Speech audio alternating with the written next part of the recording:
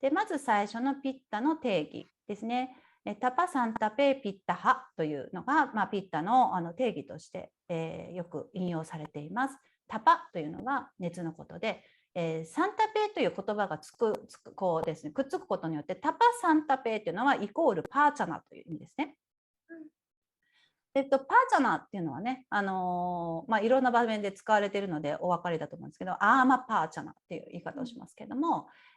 こうなんですかね、パーチャナっていうのはこう燃やすという意味になります。ですので、それがピッタだよって言ってるんですね。タパサンタペピッタハ。だからこう燃やすもの、それがピッタだよっていうふうに言っています。でピッタのこう五大元素との関係、五大元素結構重要なんで見ていきましょう。ピッタの中の火というのは熱と変換を行うというですね、いわゆるこう熱の作用が火です。でそこに水が合わさっているというところが結構要でございまして、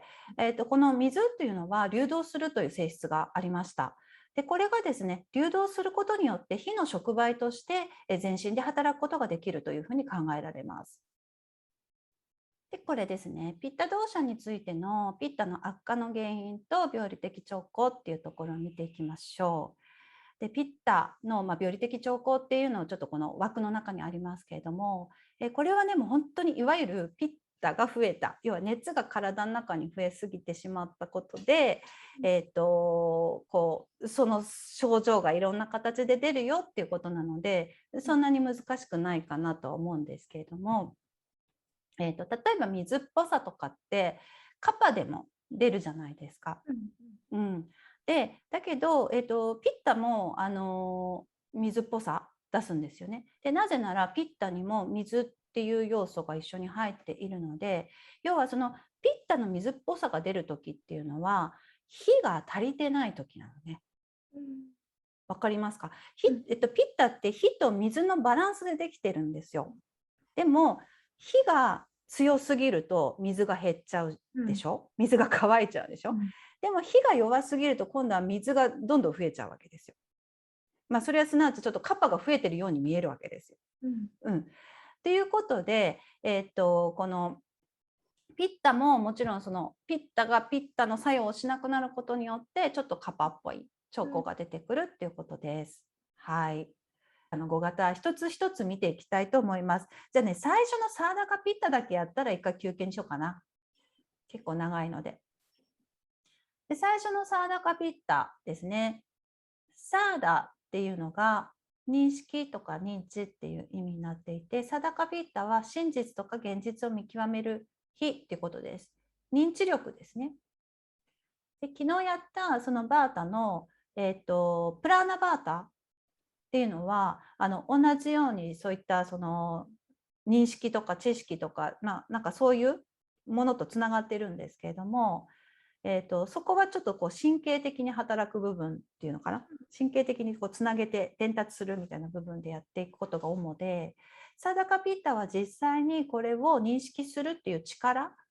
そのものとして働くわけです。で位置としては脳か心臓か、フルタヤっていうふうに書いてありまして、フルッタって書いてあって、でそのフルッタっていうと、心臓っていう意味なんですけども、もう一つ心っていう意味があって、でその心の場所ってどこって言った時にその心がやってるその認知機能とかそういうのって心がやってるとか、なんかそういうのって結局脳がやってるじゃないですか。だから脳とも考えることができるわけです。でざっくり言えばこの、神経機能と感覚の器官を活性するっていうのがサダカピッタがやってることです。で神経機能っていうのは、もちろんバータが、引っ張っていくし、で感覚器官のこう作用っていうのもバータが引っ張っていくんですけど、ここをちゃんと着火させてこうなんか必要な作用を与えるみたいな活性をするのがピッタです。具体的な作用はメンタルとか、心の消化力、これすごいどうやって書くのが一番いいのか分かんなかったんですけど、こう心の消化力っていうのはなんかこう、心ってすごい複雑な動きをしまして、こうなんていうのかな、現実と、認知っていうのが必ずしも一致しないことがあります。で、なぜなら人間にはその記憶とかかつて経験したこととかかつて感じたこととかこの感情とかがこう紐づいた形で蓄積されていて、でそれがですね現実目の前に起こってくることを認識するときに影響を与えてしまうっていうのが人間の厄介なところなんですね。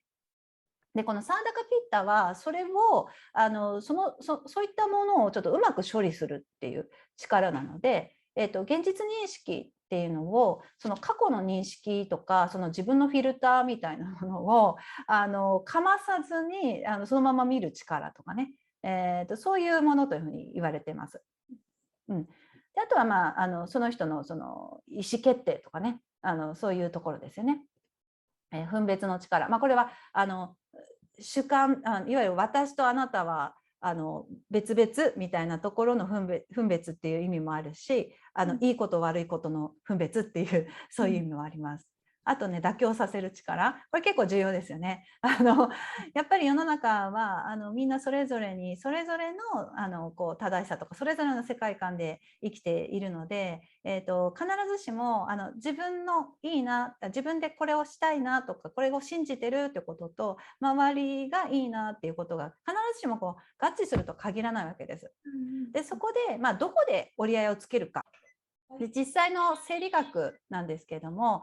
サダカピッタはさっき言ったようなこう認識の力とかをこうチャキチャキチャキっとすごくこう、ね、いい感じにしてあと人とのコミュニケーションとかもなので、上手にできる対人関係悩みがちな人はぜひサダカピッタを鍛えるといいという感じですよね。で、大きくやってくることにやっぱりこのですね脳内のなんかタマスを除去するみたいなのがあって、で脳内にもカパってあってでそのカパがあるので脳の中にこう安定感っていうのが生まれたりとか、こう落ち着く力みたいなのっていうのはカパがやってるんですけどただそこをバランスを崩すとすごくタマスになってきてこう動きがなくなっちゃう。でこの神経伝達脳の中の神経伝達っていうのが弱くなってしまって、こう考える力がなくなってしまったり、こうなんかそれこそ自信がなくなっちゃったりこうなんかよくわからないけどなんかもう全然自分ってダメだっていうところにもこう落ちてしまったりとかちょっと鬱っぽくなっちゃうね。でそれ以外にも、こういう状況が出てきますということで、こう妄想が起きたりとか現実と空想の区別がつかないとかそうですね意欲が欠如したりとかあとこう何も動くことができないみたいなうつ状態になるというふうに言われていてこれってやっぱりメンタルヘルスの観点からすると非常に危険な状態ではありますよね。こう社会とやっぱりこう隔絶されてしまうので、なのでこうサダカピッタをうまく使うっていうのが重要になります。ただこのサダカピッタはですねちょっと活性しすぎちゃうと何が起きるかってちょっと神経症みたいになっちゃうのね過敏になっちゃうってことです。で、神経過敏のような状態になってこう不安とか緊張なんか外側のものをすごく異常に怖がってしまったりとかなんていうのかなすごく興奮状態になってしまったりとか逆にすごく視野が狭くなっちゃってそこで突っ走ろうとしちゃったりとかそういうですね、またこれはこれの別のメンタルのちょっと困難が待っているということです。